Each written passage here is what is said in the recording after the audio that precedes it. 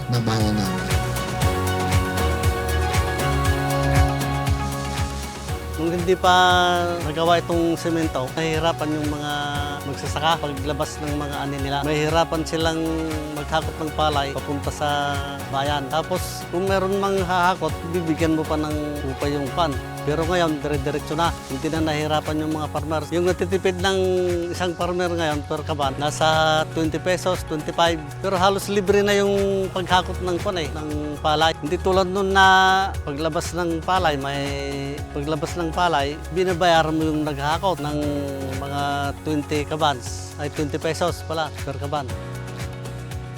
No may panggimit ka dagiti ang taltalon talaga nga dakkel iti naitid na nga pagsayatan dahito naaramid nga dalan ta dakkel nga banag nga naipaay dahito nga dalan kada kami nga mandalon. Awanin iti lubak-lubak ng dalan na kung simentado mo dagita pagpagnaan mi nga mandalon din.